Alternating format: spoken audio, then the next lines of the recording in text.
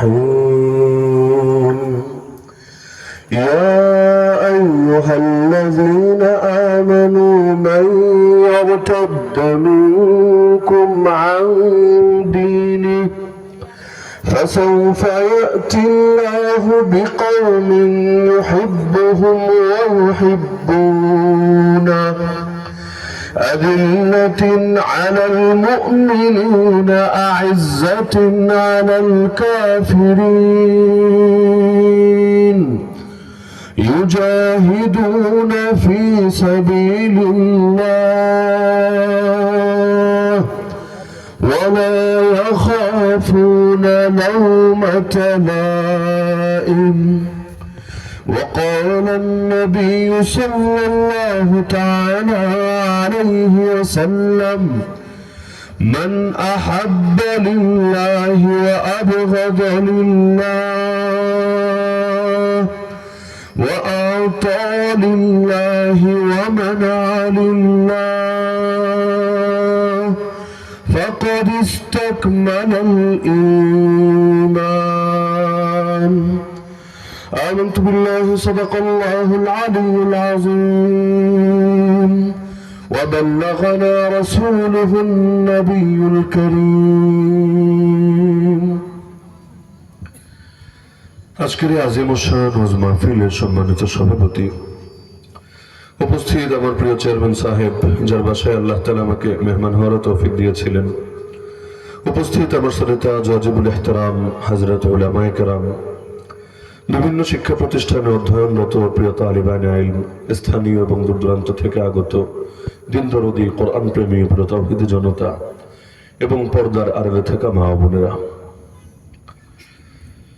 বৃষ্টির বাধাকে উপেক্ষা করে কোরআনের মহব্বতে আপনারা যারা এখনো ধৈর্য ধরে বসে আছেন রব্বুল আলামিনের কাছে একটাই দোয়া করি আল্লাহ তাআলা দুনিয়ার এই কষ্টের বদৌলতে জাহান্নামের কষ্টকে চিরতরে মাফ করে দিন আমিন আল্লাহ তাআলা এখানে উপস্থিত আমাদের সকলের নামগুলো জান্নাতুল ফেরদাউসের লিস্টে লিখে দিন আমিন তো যে আয়াত আমি খুতবার মধ্যে পাঠ করেছি রব্বুল আলামিন এই আয়াতের মধ্যে তার প্রিয় মুমিন বান্দাদের 6টা গুণ সম্পর্কে আলোচনা করেছেন তো আবহাওয়ার অবস্থা এখনো খুব ভালো না আকাশ থেকেও ডাকটাক শোনা যাচ্ছে যে কোনো সময় আবার নতুন করে বৃষ্টি চলে আসতে পারে তো মৌলিকভাবে আয়াতটাকে সামনে রেখে এই 6টা গুণ সম্পর্কে আলোচনা করব যাতে করে রব্বুল আলামিন আমাকে আপনাদের সবাইকে তার প্রিয় বান্দাদের অন্তর্ভুক্ত হয়ে বাঁচার এবং তার প্রিয় বান্দাদের অন্তর্ভুক্ত হয়ে দুনিয়া থেকে যাওয়ার তৌফিক দান করেন আমিন রব্বুল আলামিন বলেন ইয়া আইয়ুহাল্লাযীনা আমানু হে ঈমানদাররা তোমাদেরকে বলছি শোনো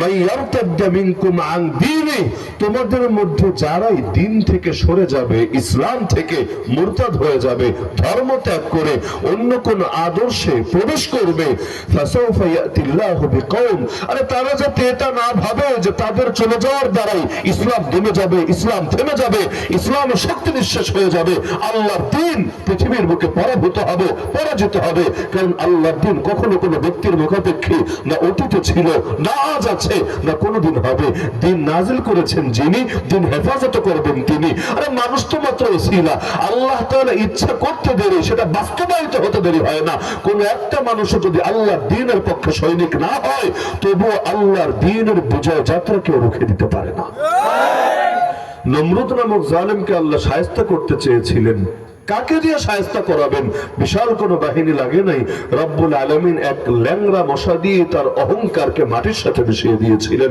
ফিরআউন আরে ফিরআউন নিজেকে এতটাই বড় ভাবতে শুরু করেছিল আনা রাব্বুকুমুল আলা আমি তোদের সব রবের বড় রব এই ঘোষণা দিয়ে নিজের বড়ত্ব নিজের ঔদ্ধত্য নিজের অহমিকা নিজের অহংবোধ প্রকাশ করেছিল সে ভেবেছে কে তার লাগাম টানবে কে পৃথিবীর বুকে তাকে দমিয়ে দেবে আর পরকালে যা হওয়ার হবে লেকিন দুনিয়ার বুকে যতদিন বেঁচে থাকবে গুন্ডামি আর মাস্তানি সেই করবে কিন্তু পাগল জানে না সব বড়রও বড় আছে আর তুমি যত বড় বাদশা হও না কেন যত বড় বিচারক হও না কেন আরে তোমার উপর বাদশাহী করার আর তোমার বিচার করার মতো দুনিয়াতে কেউ না থাকলেও একজন আছে তাহলে ফেরাউন যখন চূড়ান্ত দুর্দণ্ড প্রতাপে ফেটে পড়েছিল, রব্বুল আলামিন তারাও শায়েস্তা করে দিয়েছিল, কোনো বাহিনী লাগে নাই, আল্লাহ সমুদ্রের মধ্যেই তার অহংকারকে শেষ করে দিয়েছিল।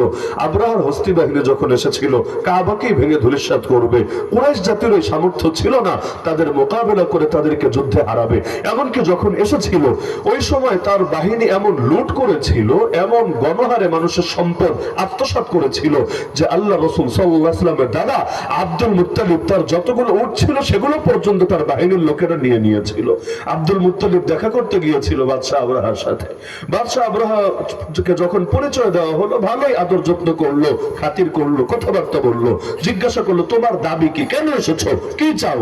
ভেবেছে সর্দার কি আর চাইবে, বলবে হামলা করো না, আল্লাহর ঘরটাকে ভেঙো না, আমাদের মুখে চুনকালি লাগিও না, ইত্যাদি ইত্যাদি। কিন্তু আব্দুল মুত্তালিব এসে বলছে আরে তোমার বাহিনীর লোকেরা আমার উট নিয়ে এসেছে, জলদি আমাকে আমার উটগুলো ফিরিয়ে দিতে বলো, আমি এটা কিছুতেই মানতে পারি না, আমার উট তোমাদের বাহিনীর লোকেরা এভাবে তারা আত্মসাৎ করে ফেলবে।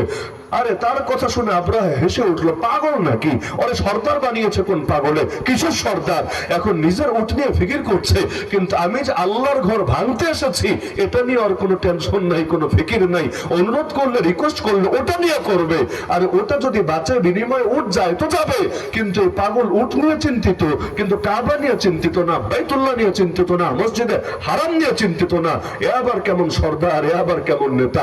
অবাক হয়ে গেল।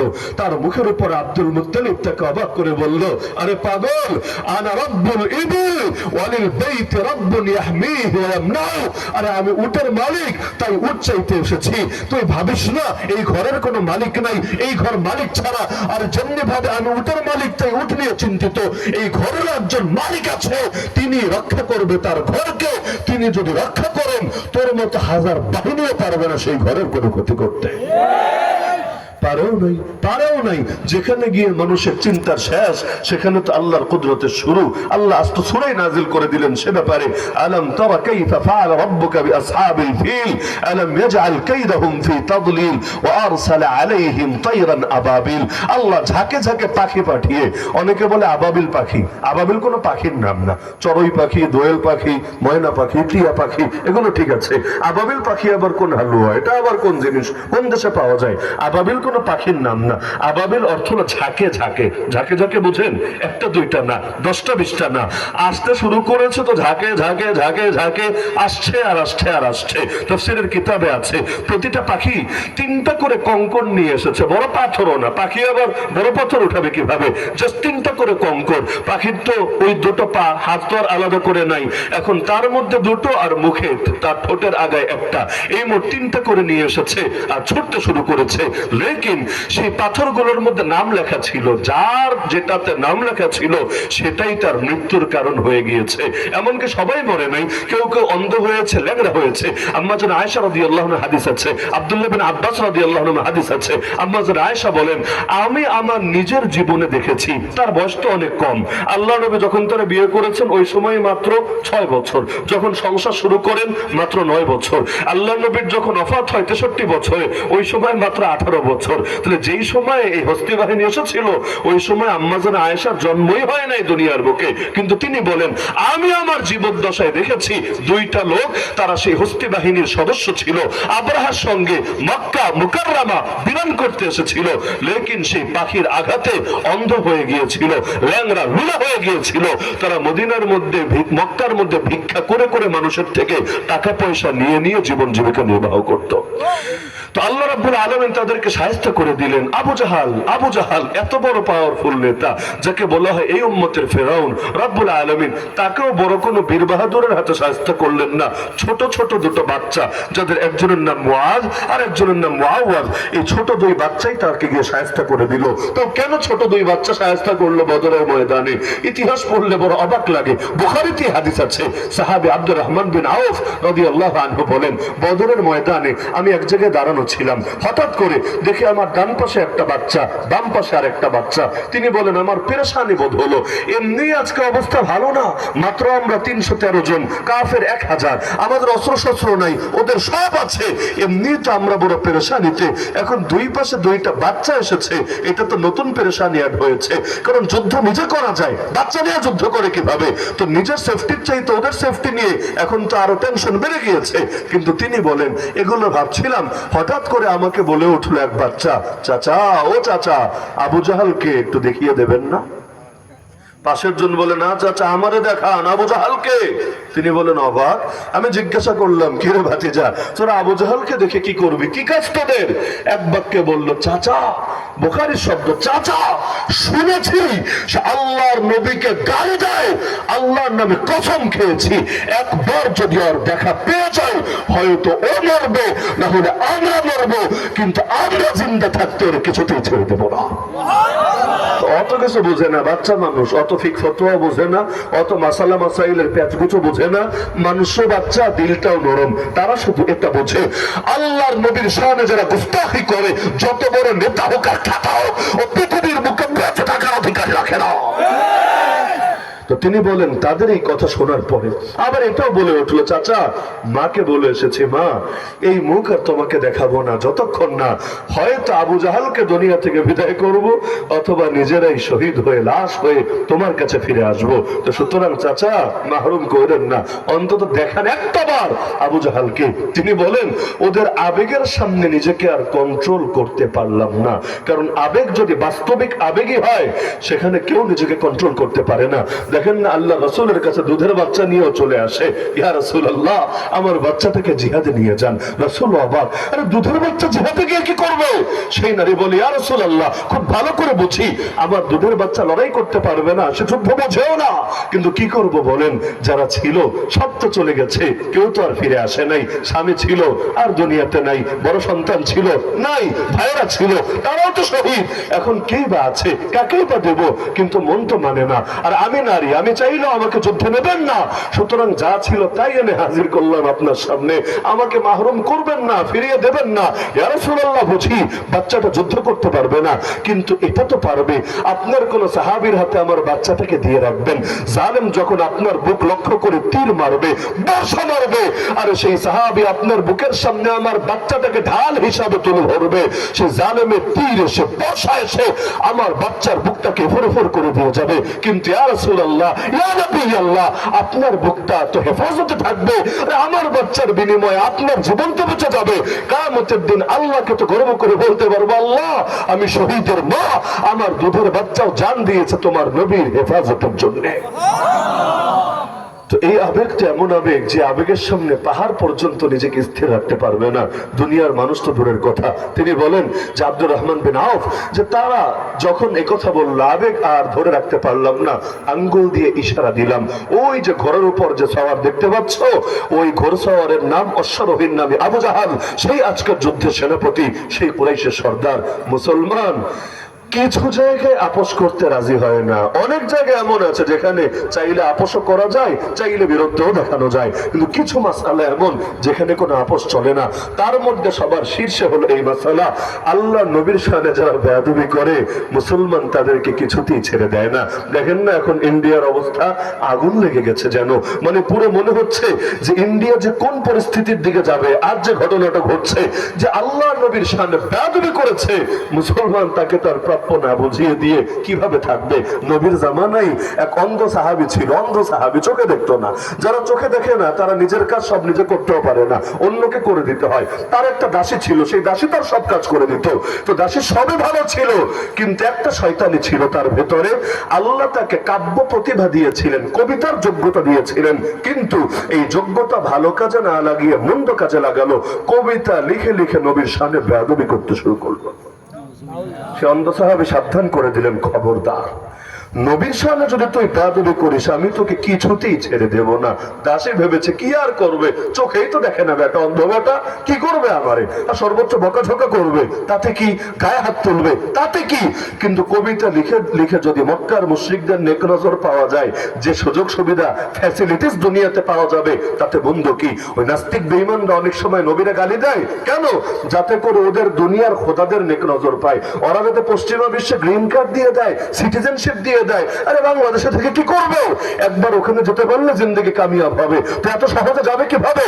তো নবীরা গালি দেয়, মুসলমান যখন খেপে যায় তাকে উল্টো হুমকি দেয়, তখন এমবাসিতে গিয়ে দেখায়, দেখেন আমার প্রাণ নিরাপদ না, আমি অ্যাসাইলাম চাই, আমি আপনাদের দেশের নাগরিকত্ব চাই, আমি বাক স্বাধীনতা, গণতান্ত্রিক অধিকার, মৌলিক অধিকার, মানবাধিকার নিয়ে বাঁচতে চাই। ওরাও চিন্তা করে, যাক আমাদের একটা ছেলে, বড় শয়তানরা চিন্তা করে ও তো আমাদের ছোট শয়তানের দলের অন্তর্ভুক্তই বটে, ঠিক আছে চল রে বাবা, তুই আমাদের দেশে যা, তোর নিরাপত্তা দেবো, এরপর ইচ্ছা মতো গালিগালাজ কর, মুসলমানদের খেপা, আল্লাহ দ্বীনের উপর আঘাত কর। এভাবে দেখবেন অধিকাংশ নাস্তিক বেঈমানি নিরাপত্তা পেয়ে যায়। আরে আলেম ওলামার জানের উপরে যদি হুমকি আসে, মালের উপরে যদি হুমকি আসে, ইজ্জতের উপরে যদি হুমকি আসে, দেখবেন তাদের দায়িত্ব নিতে কেউ রাজি হয় না, তাদেরকে কেউ অ্যাসাইলামও দিতে চায় না, আরে তাদেরকে কেউ অফারও দেয় না, আসো আমরা তোমাদের পাশে দাঁড়াচ্ছি। কিন্তু নাস্তিক বেঈমানদের দুনিয়ায় জায়গার অভাব পড়ে না, এজন্য আলেম ওলামারা তারা কারাগারের ভয়ে পালায় না, লুকিয়ে থাকে না, আত্মগোপনেও যাওয়া লাগে না, বীরের মতো কারাগারে ঢোকে, মাথা উঁচু করে কারাগার থেকে বের হয়ে আসে। এমনকি সবাই তো আর বের হতে পারে না, কাউকে স্লো পয়জন দিয়ে হত্যা করে, লেকিন তারা জানে জেল থেকে যদি লাশ হয়ে বের হয়, আল্লাহ রাব্বুল আলামিন মানুষের দিলের মধ্যে এমন মহব্বত ঢেলে দেবে, আরে তাদের আপন তো আপন, তাদের দুশ্মনরাও তাদের নাম শুনলে আবেগে চোখের পানি ফেলতে থাকবে। তো সেই দাসী নবীর সামনে গালিগালাজ করতে লাগলো, একবার দুবার না করলো কাজ হয় না। একদিন চিন্তা করলেন তোরে আর জমিনে বাঁচিয়ে রাখবো না, কিন্তু অন্ধ তো পারবে কিভাবে, এখন মারতে গেলে যদি আবার ভুল জায়গায় লাগে উল্টো তাকে মেরে ফেলো। এজন্য একদিন দাসী যখন ঘুমের ভেতরে আস্তে করে ছুরি নিয়ে তার বালিশের পাশে গিয়ে কাজ যা করার করে ফেললো, সকালে নিজেই এসে হাজির নবীজির দরবারে। নবীর কাছে সাহাবীরা বিচার উঠালো, ইয়া রাসূলুল্লাহ মদিনায় একটা দাসী খুন হয়েছে, এই খুনিকে খুঁজে বের করতে হবে। আল্লাহ নবী বললেন আচ্ছা তাই নাকি, অবশ্যই হত্যাকাণ্ডের বিচার করতে হবে, একে আইনের আওতায় আনতে হবে। অন্ধ সাহাবী দাঁড়িয়ে বলে, ইয়া রাসূলুল্লাহ অন্য কেউ তারে মারে নাই, সে আমারই দাসী ছিল, আমি নিজেই তাকে মেরেছি, এখন বিনিময়ে আপনি যদি আমাকে মৃত্যুদণ্ড দেন আলহামদুলিল্লাহ, আমি স্বেচ্ছায় সেই মৃত্যুদণ্ড বরণ করে নিতে রাজি আছি, কারণ কোন ব্যক্তি স্বার্থের কারণে তারে মারি নাই, সে আপনারে গালি দিয়েছিল, আপনার ইজ্জতকে নষ্ট করেছিল, তো যে আপনার ইজ্জতে আঘাত হানে আমি তাকে সহ্য করব না, এর জন্য এক জান না হাজার জান যদি কোরবান লাগে তবুও দ্বিধা করব না। ইয়া রাসূলুল্লাহ আমার জান কোরবান হোক আপনার জন্য, আমার বাপমা কোরবান হোক আপনার জন্য, আমাকে মৃত্যুদণ্ড দিলে হাসি মুখে আমি মরতে রাজি আছি আলহামদুলিল্লাহ। নবী বললেন সব যাচাই বাছাই শেষে, আরে তুমি যেহেতু সত্যই বলেছো চলে যাও, এটার জন্য তোমাকে কোন শাস্তিকেই পেতে হবে না। এমনকি নবীর জামানায় এক ভণ্ড নবী বের হয়েছিল, একজন না পরপর দুইজন বের হয়েছিল। প্রথম যেটা বের হয়েছে এটার নাম আসওয়াদ, আসওয়াদ আপনারা তারা সহজে চেনেন আসওয়াদ আনাসি নামে। আর এরপর আরেকটা বের হয়েছিল, তাকে তার নাম হলো মুসাইলিমা কাযযাব, অনেক বাঙালি বলে মুসাইলামা, এটা ভুল উচ্চারণ, মুসাইলামা না মুসাইলিমা, মুসাইলিমা কাযযাব আর আসওয়াদ আনাসি। তো আসওয়াদ আনাসি নিজেরা নবী বলে দাবি করেছিল, এমনকি বাহিনী একটা বানিয়ে গ্রামের পর গ্রাম, এলাকার পর এলাকাও দখল করতে শুরু করে দিয়েছিল, এমনকি উল্টা আল্লাহর নবীর বিরুদ্ধে মিশনে নামার চক্রান্ত পর্যন্ত শুরু করেছিল। নবী তার এক সাহাবী যার নাম ফাইরুজ, বাংলায় বলে ফিরোজ, সেই ফাইরুজ রাদিয়াল্লাহু আনহুকে একটা চিঠি পাঠালেন, ফাইরুজ তোমার এলাকায় দেখে আমার বিরুদ্ধে এখন অ্যাকশন শুরু হয়ে গিয়েছে, নতুন নবীর আবির্ভাব হয়েছে, দেখো কি করা যায়। তিনি নবীর ইশারা পেয়ে বুঝে ফেললেন যে আল্লাহ নবী তাকে কি ইঙ্গিত দিয়েছেন, তিনি খুঁজতে লাগলেন কিভাবে জালেমকে শায়েস্তা করা যায়, কিন্তু সবসময় প্রটোকলের ভেতর থাকে, নিরাপত্তার ভেতর থাকে, শায়েস্তা করবেন কিভাবে। পরবর্তীতে খোঁজ নিয়ে জানলেন তার আপন চাচাতো বোনকে জোর করে এই ভণ্ড নবী নিজের রক্ষিতা নিজের বউ বানিয়ে নিয়েছে, মানে তার স্বামীকে হত্যা করেছে প্রথমে, করার পর জোর করে তাকে বিয়ে করে নিয়েছে। এবার তিনি গোপনে চাচাতো বোনের সাথে যোগাযোগ শুরু করলেন যে দেখ কোনোভাবে আমার হেল্প করতে পারিস কিনা, এটা সাইজ করা যায় কিনা। চাচাতো বোন বলল আরে একে তো জালেম আমার উপর জুলুম করেছে, আমার স্বামীকে হত্যা করেছে, আমাকেও জোর করে যৌনদাসী বানিয়ে রেখেছে, আর সবচাইতে বড় কথা আল্লাহ নবীর সামনে দাবি করেছে, নিজেকে নবী বলে দাবি করেছে, সুতরাং তোমাকে সব লাইনে আমি হেল্প করতে রাজি আছি, কি করা লাগবে তুমি শুধু আমাকে বলো। উভয় মিলে পরামর্শ করে সিদ্ধান্ত গ্রহণ করলো। এক রাতে এই আসওয়াদ আনাসিকে সেই নারী ইচ্ছা মতো মদ খাওয়ালো। কেমন নবী মদও খায়। বাংলাদেশে যেমন অনেক ওলি পাওয়া যায় না, ভণ্ড ওলি, গাঞ্জাও নাকি খায়, কি জানেন না আপনারা? ওলি পীরে কামেল না কিছু, কিন্তু গোসলটাও ঠিক মতো করে না, নামাজ তো পড়েই না, রোজা তো রাখেই না। আরে ওই যে গত 2 দিন আগে ঢাকার মধ্যে আন্দোলন হয়েছে, আন্দোলন, বিশাল এক আন্দোলন। কিসের আন্দোলন? মাজার রক্ষার আন্দোলন। ভালো কথা, আন্দোলনের শিরোনাম তো খুব ভালোই দিলা, কিন্তু কাজ কি করেছে? সারাদিন বসে গান বাজনা করেছে, বাউল গান। আর যখন নামাজের ছুটি হয়েছে, নামাজ পড়তে তো যাই নাই, বেটা খাবি তো লুকায় লুকায় খা, লুকায়ও না। ওই শহীদ মিনারে সবার সামনে, ক্যামেরার সামনে বসে কি কি যে খেয়েছে, ওটা মুখে আনা আমার পক্ষে সম্ভব না। এরা নাকি আল্লাহর ওলি, এরা নাকি হলো জামানার পীরানে পীর, দস্তগীর, নাউযুবিল্লাহি মিন যালিক। তো আসওয়াদ আনাসি এমন নবীর নবী, যেই নবী আবার মদও খায়। তো এখন চেয়েছিল কম খাবে, কম খেয়ে বউর সঙ্গে একটু বেশি টাইম মজা করবে, ফুর্তি করবে, কিন্তু বউটা আগ থেকে উদ্যোগ নিয়ে রেখেছে যে আজকে তো রেখে দিতে হবে। এমন খাওয়ান খাইয়েছে, জায়গায় বেহুশ হয়ে, মাতাল হয়ে জায়গায় বেহুশ হয়ে গিয়েছে। এবার তাকে সিগন্যাল দিয়েছে ফাইরুজ রাদিয়াল্লাহু আনহুকে, আসো আসো। আরে ও তো ঘুমিয়ে পড়েছে। এবার দেয়াল টপকে তিনি ভেতরে ঢুকলেন। ঢুকে আর দেরি নাই, খঞ্জর ছিল, বের করে সেখানেই ওরে শেষ করে দিলেন। এখন যতই মুখ বন্ধ রাখুক, মুখ চেপে ধরুক, কিন্তু গলা কাটলে আওয়াজ হয় নাকি হয় না? ওই গরু কোরবানি দিলেও তো আওয়াজ হয় না? আওয়াজ হয়। তো গঙ্গারের আওয়াজ বের হতে লাগলো। তো ওই জামানায় তো আর মাইকও ছিল না, ফ্যানও ছিল না, আর এত আওয়াজও ছিল না। আর রাতের বেলা কিন্তু এমনি বেশি শোনা যায়। তো গঙ্গারের শব্দ বাইরে যে পাহারাদাররা ছিল, দারোয়ান, ওরাও টের পেয়ে গেছে, ওরাও ছুটে এসেছে। আরে আমাদের নবীর কি হলো রে, কি হলো রে? এখন নবীর সেই বউ মানে ফাইরুজ রাদিয়াল্লাহু আনহু চাচাতো বোন, তিনি বের হয়ে এসেছেন। আরে কিচ্ছু হয় নাই। এই বাক্যটা যে কয়বার পড়ে আমার হাসি থামাতে পারি না। তিনি বললেন, আন-নাবিয়্যু ইউহা ইলাই। আরে বোঝো না কি হয়েছে? নবীর কাছে ওহী আসতে শুরু করেছে। মানে ওহী যখন আসে, নবী তো ধ্যানে আছে, একটু আওয়াজ হবে না, একটু সাধনার আওয়াজ, এটা অন্য কিছু না। নবী ধ্যানে আছে, সেই আওয়াজ, টেনশনের কোনো কারণ নাই। তারা তো মহাখুশি, যাক আমাদের নবীর উপর নতুন ওহী এসেছে, আগামীকাল সকালে নতুন কিছু শয়তানের ফরমান পাওয়া যাবে। তারা চলে গিয়েছে। এদিকে ফাইরুজ রাদিয়াল্লাহু আনহু বের হয়ে আল্লাহ নবীর কাছে এসেছে। নবী তাকে জান্নাতে সুসংবাদ শুনিয়ে দিয়েছে। তো বলছিলাম, মুসলমান সব ব্যাপারে আপোষ করতে রাজি হয় না। এজন্য দেখেন না, সেই 2013 সালে আমাদের ভাইয়েরা জান দিয়েছে। মূল দাবি কি ছিল? মূল দাবি কিন্তু এটাই ছিল, আল্লাহ নবীর শানে যারা বেয়াদবি করবে, তাদের ব্যাপারে মৃত্যুদণ্ডের শাস্তি বাস্তবায়ন করতে হবেই হবে।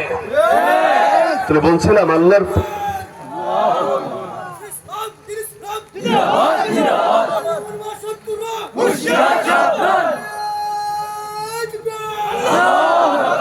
বৃষ্টি তো শুরু হয়ে গেল, অতি অল্প সময়ের মধ্যে শেষ করে দিচ্ছি ইনশাআল্লাহ। তা আল্লাহর প্রিয় বান্দা হতে চাইলে কয়টা গুণ ধারণ করতে হবে? 6টা গুণ। কয়টা গুণ? 6টা গুণ। 1 নম্বর গুণ আল্লাহ বলেছেন, ইউহিব্বুহুম ওয়া ইউহিব্বুনা। আর যাদেরকে আল্লাহ ভালোবাসবেন এবং যারা আল্লাহকে ভালোবাসবে, প্রথমে বলছেন যাদেরকে আল্লাহ ভালোবাসবেন, 2 নম্বরে যারা আল্লাহকে ভালোবাসবে। মানে নিজেকে এমন ভাবে গড়ে তুলতে হবে যে আপনি আর আল্লাহকে ভালোবাসেন, আল্লাহ তার চাইতে বেশি ভালোবাসবে আপনাকে। বাস্তবে আমরা আসলে ভালোবাসতে পারি না, আমাদের যোগ্যতাই নাই।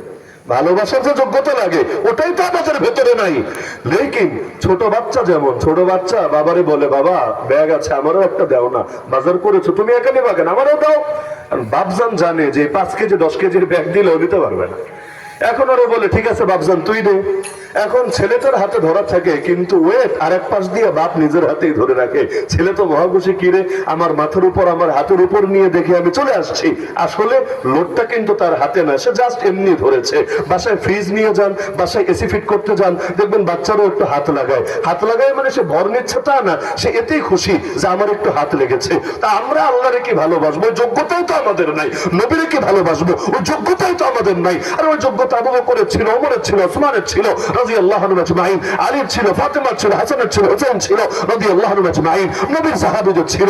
আমরা তো তাদের পায়ের ধুলার সমান হতে পারি নাই। তো ভালোবাসতে যে যোগ্যতা লাগে, ওই যোগ্যতা আমাদের নেই। কিন্তু আল্লাহ যখন দেখে, আরে বান্দাটা আমার খুব কাছে আসতে চাচ্ছে, আরে আমার সাথে কি একটু কানাকানি করতে চাচ্ছে, মুনাজাত মানে কানাকানি করতে চাচ্ছে, একটু ইবাদত করতে চাচ্ছে, তখন বান্দার কি ভালোবাসবে? আল্লাহই তাকে জড়িয়ে নেন ভালোবাসার বন্ধনে। তাহলে 1 নম্বর গুণ হলো নিজে কেমন ভাবে গড়ে তুলতে হবে যে আল্লাহ ভালোবাসবে আপনাকে। 2 নম্বর যোগ্যতা, আপনিও ভালোবাসবেন আল্লাহকে, একটা আরেকটার পরিপূরক। 3 আর 4 নম্বর যোগ্যতা হলো আদিল্লাতিন আলাল মুমিনিন, মুমিনদের ব্যাপারে কঠোর হবে, আইজ্জাতিন আলাল কাফিরিন, মুমিনদের ব্যাপারে নরম হবে আর কাফেরদের ব্যাপারে কঠোর হবে। আমরা হয়ে গেছি উল্টা, আমরা হয়ে গেছি উল্টা, কাফেরের ব্যাপারে নরম, মুমিনের ব্যাপারে গরম। এমনকি বাসের চাইতে কঞ্চি গরম, চায়ের চাইতে কেটলি গরম, পীরের চাইতে মরিদ গরম, বক্তার চাইতে পিএস গরম, শিল্পীর চাইতে সঙ্গী গরম, ডাক্তারের চাইতে নার্স গরম, এসপির চাইতে দারোগা গরম। এমনকি কেন্দ্রীয় নেতার চাইতে এলাকার কঞ্চি কঞ্চি নেতা বেশি গরম। আরে কেন্দ্রীয় নেতা কবে বলেছে যে এলাকায় এলাকায় হুজুরদের মাহফিল বন্ধ কর, এলাকায় এলাকায় মাহফিলে গুন্ডামি কর? কবে বলে দিয়েছে?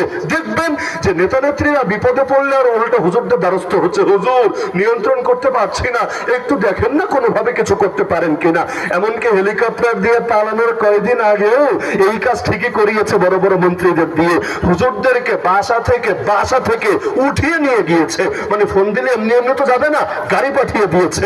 এরপর সে গাড়িতে করে হুজুরদেরকে মন্ত্রীর বাসায় এনেছে, একবার না একাধিকবার। হুজুর দেখেন পুলিশ দিয়েও হয় না, আর্মি দিয়েও হয় না, আর আমরা কাউয়ের মতো কাকা করলে তো কাজই হয় না। তো আমরা ফেল, আমরা ব্যর্থ, আমরা কোনোভাবে ঠেকাতে পারছি না। আরে আপনাদেরকে তো সবাই শোনে, সবাই মানে, দেখেন একটু আপনারা কিছু করতে পারেন কিনা। তো বিপদে পড়লে তখন ঠিকই হুজুরের কাছে দ্বারস্থ হয়। বাংলাদেশেও দেখেন না সারা জীবন যারা গালিগালাজ করে হুজুরদের, বিয়ে করতে গেলে আবার হুজুরই লাগে, এমনকি যদি মরে তখনও জানাজার জন্য হুজুরি ডাকা লাগে। মানে সারা জীবন হুজুরের বিরোধী, তো মরার পর হুজুরের সামনে একদম শতান হয়ে শুয়ে থাকা লাগে। তো দেখা যাচ্ছে বিপদে পড়লে ঠিকই হুজুররা স্মরণ করে তার নেতা, আর সে কি হয়েছে না হয়েছে এলাকার মধ্যে বলে এই হুজুর আমাদের গ্রামে আসতে পারবে না। আরে গ্রাম কি তোর বাপের? আরে তোর গ্রামের মধ্যে নাস্তিক আসবে, তোর গ্রামের মধ্যে যাত্রাপালা হবে, তোর গ্রামের মধ্যে বাউল শিল্পী আসবে, তোর গ্রামের মধ্যে বেদাতি আসবে, তোর গ্রামের মধ্যে মুশরিক থাকবে, তোর গ্রামের মধ্যে আল্লাহ নবীকে লোকে গালি পর্যন্ত দিবে, সব শয়তানি, সব ভণ্ডামি হবে। খালি অমুক হুজুর আসলে তোমার লেঞ্জার ভেতরে আগুন ধরবে। কেন রে? সব হুজুরের পছন্দ, একজন দুজন নিয়ে এত চুলকানি কেন, অ্যালার্জি কেন? ও আচ্ছা, উচিত কথা বলে বলে তার মানে হুজুরের কথা তার কলিজাই লাগবে। আরে চুরি নিয়ে বললে চোরের তো লাগবেই, দুর্নীতি নিয়ে বললে দুর্নীতিবাজের তো লাগবেই, বেদাত নিয়ে বললে বেদাতির তো লাগবেই, শিরিক নিয়ে বললে মুশরিকের তো লাগবেই, নাস্তিকতা নিয়ে নাস্তিকের তো লাগবেই। এজন্য যারাই দেখবেন হুজুরের বিরুদ্ধে অবস্থান নিয়েছে, আল্লাহ নিজেই তাদেরকে জমিনের বুকে লাঞ্ছিত করেছে। কোন লোক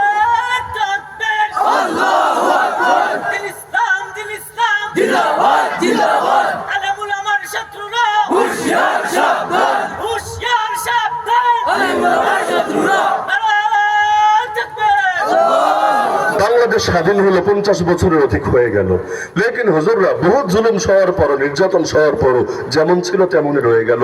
অপর দিকে যেগুলো বেশি বেশি লাফাতো, এক একজনের কি পরিণতি হলো। টকশোতে বসলে মুখে কথা আর কন্ট্রোলে থাকে না, অমুক রাজাকার, তমুক রাজাকার, অমুক জঙ্গি, তমুক এটা, তমুক সেটা। কিন্তু ক্ষমতা যেতে দেরি, এক একজন পালাতে দেরি না। আরে ডাক দিত খেলা হবে, খেলা হবে, খেলা হবে।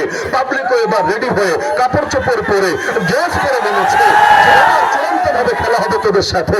রেফারিরা বাঁশি বাজিয়ে দিয়েছে, স্টেডিয়ামও রেডি, আরে সব খেলোয়াড়রা মাঠে রেডি। কিন্তু এবার আর তারা খুঁজে পাওয়া যায় না। কি রে, ওর কি পেট খারাপ হয়েছে না মন খারাপ হয়েছে? কাহিনী কি? দেখা যায় আল্লাহর বান্দা বর্ডার ক্রস করে সুলতানুল আউলিয়া খাজা নিজামুদ্দিনের দরবারে ঘোরে। কি রে, দোয়া আনতে গেলি নাকি পীরের কাছে? তো কয়দিন লাগে দোয়া আনতে? দোয়া নিয়ে চলে আয়, পাবলিক তো তোদের জন্য রেডি হয়ে বসে আছে। কিন্তু ওরাও ভালো করে জানে যে আসলে কোনটা ইজ্জতের জীবন, কোনটা জিল্লতের জীবন। আরে এই ইজ্জত আবার কেমন ইজ্জত? মরার পর মানুষ নাম বললেও থুতু ফেলে। মির্জাফরও তো দুনিয়ায় সামান্য ক্ষমতা পেয়েছিল, ফেরাউন নমরুদও বহুত ক্ষমতা কাঁপিয়েছিল, কিন্তু ইজ্জতটা কই পেল? মরতে দেরি, লাঞ্ছিত হতে দেরি না। অপর দিকে আপনি নবীদেরকে দেখেন, রাসূলদেরকে দেখেন, সাহাবীদেরকে দেখেন, বুজুর্গদেরকে দেখেন, আলেম ওলামাকে দেখেন, হাজার বছর, কয়েক হাজার বছর আগে যারা চলে গেছে, তাদেরও নাম মুখে বলতে দেরি, দোয়া করতে দেরি না। সাহাবীর নাম বললেই রাদিয়াল্লাহু আনহু দোয়া, বুজুর্গের নাম বললে রাহমাতুল্লাহ আলাইহি দোয়া, নবীর নাম বললেই আলাইহিস সালাম, আমার নবীর নাম বললে সাল্লাল্লাহু আলাইহি সাল্লাম দোয়া। আরে তোর জন্য তো টাকা দিলে লোকে দোয়া করতে চায় না, আর বুজুর্গদের নাম বলতে দেরি, দোয়া করতে দেরি না। ইজ্জতের মালিক কে? ইজ্জতের মালিক কে? আল্লাহ। পয়সা থাকলে ইজ্জত হয় না, ক্ষমতায় থাকলে ইজ্জত হয় না। ক্ষমতায় থাকলে যদি ইজ্জত হতো, এখন এভাবে পালায় কেন? যার দাড়ি ছিল দাড়ি কেটে পালানোর চেষ্টা করে। আরে এমন কি যে বড় বড় গলায় কথা বলতো, বর্ডার ক্রস করে কলা পাতায় শুয়ে থাকে। কলা পাতায় সিন্নি খেয়েছি আমরা, আপনারা হয়তো খেয়েছেন, মজাই লাগে, কিন্তু কলা পাতায় মানুষ শুয়ে থাকে আমি জিন্দগিতে দেখি নাই। তাও সেখান থেকে, দেশের বাইরে, সেখান থেকে পাবলিক ধরে এনে সামনে হাজির করে, বলে আমি অসুস্থ মানুষ, আমি স্ট্রোকের রোগী, আমার এই সমস্যা সেই সমস্যা, বাবারা দয়া করো আমার উপর। কিরে, স্ট্রোকের রোগী এতকাল মনে থাকতো না? আলেম ওলামারা গালি দেওয়ার সময়, আমাদের তালিকা করে করে পুলিশে জমা দেওয়ার সময় মনে থাকতো না? এখন স্ট্রোকের রোগী, একটু দয়া করো, মায়া করো। আমাদের সিলেটবাসী আচ্ছা মতো দয়া করে দিয়েছে, জিনিসপাতি যা ছিল তাও নাকি ফাটিয়ে দিয়েছে। কি হয়েছে নাকি হয় নাই? তো কারে ভয় পাবেন আপনি দুনিয়ার বুকে? ওদেরকে ভয় করে কোনো লাভ আছে?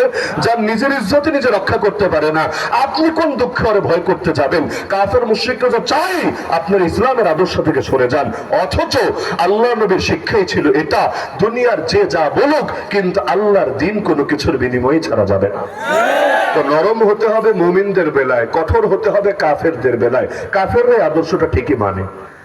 আমার নজরে বাংলাদেশে নাস্তিকদের চাইতে বড় কোনো উগ্রবাদী নাই আমার নজরে। কেন? আমি পুরো বছর ধরে দেখাতে পারবো এমন কোন মাস নাই, এমন কোন সপ্তাহ নাই যেই মাসে, যেই সপ্তাহে তারা ইসলাম নিয়ে কটূক্তি করে না, তারা এই দেশে উস্কানিমূলক কথাবার্তা বলে না, তারা এই দেশের মধ্যে এই অধিকাংশ জনগণ সংখ্যাগরিষ্ঠকে খেপিয়ে দিয়ে নিজেদের ধান্দা হাসিল করতে চায় না, গায়ে পড়ে রাখতে চায়, পাত্তা না দিলে জোর করে পাত্তা নিতে চায়, এমনকি সবগুলো মিডিয়াকে কাজে লাগিয়েও মানুষকে যে কোনো মূল্যে খেপাতে চায়। বাস্তব নাকি বাস্তব না? কিন্তু ওদেরকে কেউ উগ্রবাদী বলে না, সব উগ্রবাদী বলা হয় হুজুরদেরকে। আমার নজরে ইসরায়েলের ইহুদিবাদীদের চাইতে বড় কোনো জঙ্গি নাই দুনিয়ার বুকে। জঙ্গি বলতে ওরা কি বোঝায়? ধর্মের নামে সন্ত্রাস, ধর্মের নামে খুনোখুনি, ধর্মের নামে মারামারি। ইসরায়েলের ইহুদিরা যা করছে পুরোটাই ধর্মের নামে করছে। ওরা বলছে ইহুদি রাজ্য বানাবে, ওরা বলছে দাজ্জালি রাজ্য বানাবে। এমনকি আমাদের প্রথম কেবলা আল আকসা দখল করে রেখেছে। কেন জানেন? এজন্য না যে সেখানে বসে বসে জিলাপি খাবে, বরং এজন্য ঠিক ওই মসজিদটা ভেঙে ওই জায়গায় একটা মন্দির বানাবে, যেই মন্দিরের নামও রেখে দিয়েছে থার্ড টেম্পল বা সুলাইমানি টেম্পল, সুলাইমানি মন্দির নামে। এবং ওদের বিশ্বাস হলো ওই মন্দিরের সামনে সিংহাসন পেতে দাজ্জাল বসে সারা দুনিয়ায় ইহুদি রাজ্য প্রতিষ্ঠা করবে। এমনকি ওদের পতাকার মধ্যে জঙ্গিবাদী চেতনা আছে। ওদের পতাকার উপরে আর নিচে দেখবেন নীল দুইটা লম্বা লম্বা দাগ আছে। ইসরায়েলের পতাকা দেখেছেন? কোন দেশের পতাকা ফাও হয় না, পতাকা হয় ওই দেশের আদর্শের প্রতীক। যেমন মনে চেয়েছে আর দুইটা রং লাগিয়ে দিয়েছে, এটা ডেকোরেশনের ডিজাইন হতে পারে, এটা পতাকার ডিজাইন হয় না। পতাকার প্রতিটা রঙের, প্রতিটা সিম্বলের নিবিড় এবং গভীর অর্থ থাকে। বাংলাদেশের পতাকার রং কি? লাল আর সবুজ। লালের অর্থ নাই, সবুজের অর্থ নাই, পুরোটার অর্থ আছে। তো ইসরায়েলের পতাকা যারা দেখেছেন দেখেছেন, যারা দেখেন নাই আজকে বাসায় গিয়ে দেখবেন, দেখবেন উপরে আর নিচে দুইটা ব্লু নীল লম্বা দাগ দেওয়া আছে। কিসের জন্য দাগ দিয়েছে? মনে চেয়েছে দিয়েছে? না না, এটা পতাকা এভাবে হয় না। পতাকার প্রতিটা জিনিসের অর্থ থাকে। ওরা নিজেরাই ব্যাখ্যা করেছে যে উপরে আর নিচে এ দুটো হলো ওদের বর্ডার। ওদের কি বর্ডার? বর্ডার কতটুকু? রাষ্ট্রই তো জারজ রাষ্ট্র, উড়ে এসে জুড়ে বসেছে, ফিলিস্তিনিদেরকে খেদিয়ে খেদিয়ে দখল করেছে। তো তোরা আবার বর্ডার কিসের? ওরা ব্যাখ্যা করেছে নবী ইয়াকুব আলাইহিস সালাম, নাম শুনেছেন? ইউসুফ নবীর বাবা।